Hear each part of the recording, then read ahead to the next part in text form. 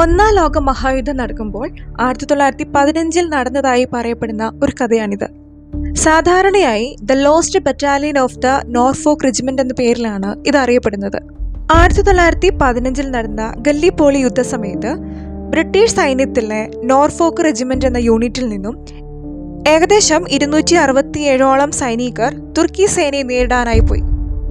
അവരങ്ങനെ മുന്നോട്ട് പോകുമ്പോൾ പെട്ടെന്ന് ഒരു വലിയ മൂടൽമഞ്ഞ് നിലത്തേക്ക് ഇറങ്ങി വന്ന് 267ഓളം സൈനികരെയും വിഴുങ്ങിക്കളഞ്ഞു. കുറച്ചു സമയം കഴിഞ്ഞ് ആ മൂടൽമഞ്ഞ് മുകളിലേക്ക് ഉയർന്നു പൊങ്ങി. എന്നാൽ ആ മൂടൽമഞ്ഞിനുള്ളിൽപ്പെട്ട സൈനികർ തിരികെ വന്നില്ല. ഇത് കണ്ടുനിന്ന ന്യൂസിലാൻഡ് സൈനികരിലൂടെയാണ് ഈ ഒരു വിചിത്ര സംഭവം ലോകമറിയുന്നത്.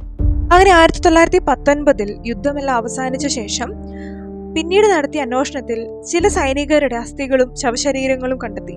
അവർ യുദ്ധത്തിൽ കൊല്ലപ്പെട്ടതാകാമെന്ന് ചരിത്രകാരന്മാർ പറയുന്നു.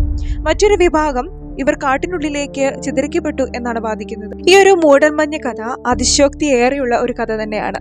യഥാർത്ഥത്തിൽ കൊല്ലപ്പെടുകയോ വഴിതെറ്റുകയോ ചെയ്തതാവാം ഇവർ. എങ്കിലും ഈ സംഭവം ഇന്നും ഒന്നാം ലോക മഹായുദ്ധത്തിലെ വലിയ രഹസ്യങ്ങളിലൊന്നായി പറയപ്പെടുന്നു.